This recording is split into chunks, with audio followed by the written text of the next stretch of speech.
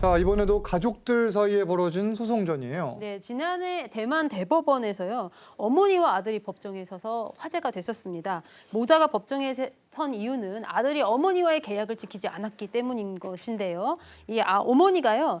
내가 아들의 치과대 교육비를 대주는 그 대가로 아들이 나를 노후에 부양해 주기로 했다라고 했는데 아들이 이 계약을 어기고 있다라고 소송을 제기했습니다. 아니, 구체적으로 어떤 계약을 맺었다는 네, 겁니까? 이제 이 어머니는 아들 둘이 치과대학 그 합격을 하니까 예. 20살이 되는 애, 야 계약서 쓰자. 그래서 이제 계약서를 각각 계약서를 썼는데 이제 그게 걱정이 됐던 것 같아요. 이게 아들들 치과 의사 되고 나서 나 몰라라 하면 내가 노후 생활을 할 수 없다는 판단을 했던 것 같은데, 그래서 치과대 내가 너 교육비는 내가 너네들 대줄 테니까 나의 나중에 미래는 너네들이 책임을 져라는 취지인데 그 내용이 굉장히 구체적이에요.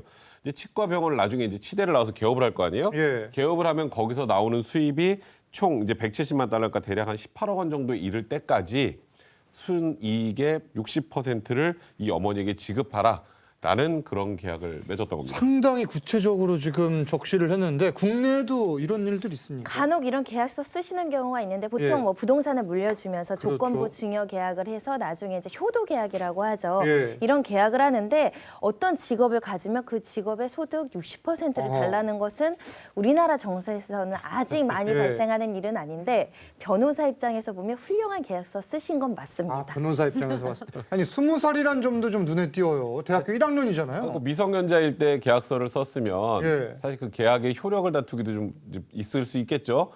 어렸을 때 나 그게 무슨 뜻인지도 모르고 썼다면 그럼 계약의 효력 자체 문제가 발생할 수 있었으니까 아마도 그냥 미성년자 탈피한 20살이 됐을 때 이리 와 계약서 쓰자 한 게 아닌가 싶어요. 미성년자일 때는 예. 특별 대리인을 선임해야 돼. 우리 법에 의하면 오히려 또. 이해 상반 행위라고 해서 예. 부모가 그 재산 관리권이 있는데 본인이 재산 관리권이 있는데 계약을 하게 되면 쌍방 계약이 되고 예. 의무 충돌이 발생하기 때문에 대리인을 내세워야 계약을 해야 되니까 미성년자가 탈피된 시점에 쓰신 걸로 아하. 봐서는 변호사의 도움을 받은 계약서입니다. 손 변호사님이 이번 내용에 상당히 지금 관심을 보이시는 것 흐뭇한 표정이에요 지금. 같은데, 자, 그런데 이번 사연에서 어머니는 왜 아들들과 이런 계약을 하게 된 겁니까? 우리나라도 의대 뭐 치대 학비 예. 되게 비싸다고 하는데 대만도 되게 비싸다는 거죠. 이 어머니 생각에서 내가 노후 자금이 이만큼 있는데 이걸 다 이 학비로 대면 나는 노후에 굉장히 어려워지니까 아하, 그럴 수 있죠. 그 미래를 대비해서 만약에 부양을 해주지 않는다면 나는 이 학비를 대지 않을 텐데 이런 예. 계약을 해주면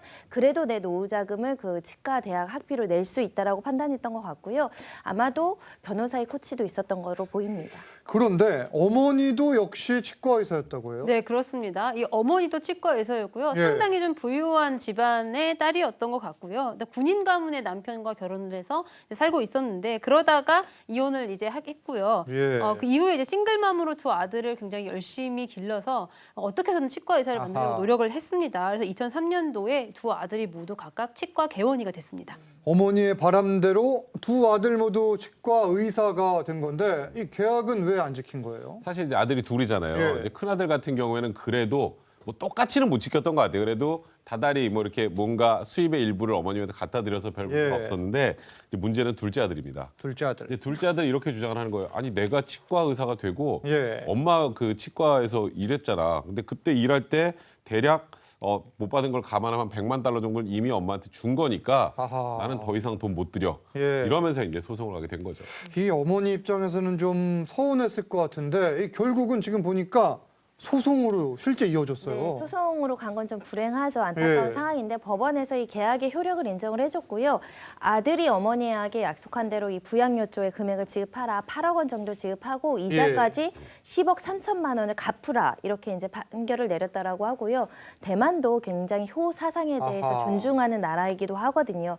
더군다나 구체적인 계약 조항에 어떤 효력을 부인하기는 어려웠던 것으로 보입니다. 10억 원을 갚으라 이런 판단이 나온 건데 아니, 그런데 이 20살 아들이 이 아들 입장에서 봤을 때 거부할 수가 없는 계약이었잖아요. 그래도 미성년을 탈피한 성년자이기 때문에 예. 본인이 충분히 그에 대해 생각을 하고 결정할 수 있었다라고 이제 법원에서 판단했고요. 아까 손 변호사님 얘기했던 것처럼 미성년자 같은 경우 이렇게 계약을 했다면 이제 계약 체결 자체에 흠결이 있으니까 이제 이 어머니가 이런 주장을 하지도 못했겠습니다만 어쨌건 첫째건 둘째건 다 예. 성년자가 됐을 때 계약을 한 거니까 그에 대한 법적 책임은 그 책임을 지겠다라고 했더니 아들이 져야 된다라고 판단하게 된 겁니다. 우리나라에도 시사점이 있는 소송 같아요. 네, 대만 사회 내에서요, 이 판결에 대해서 이제 굉장히 많은 감론을박이 있었다고 합니다. 예. 그러니까 한편에서는 이제 유교 문화권인 어떤 효를 중시하는 그런 주장이 하나 있었고, 또 하나는 젊은이들이 사실은 부모 세대보다 요즘 더 살기가 힘든 건 사실이지 않느냐. 그래서 이 계약이 이제 이렇게 꼭 법률적으로 지켜지는 것이 옳은가에 대한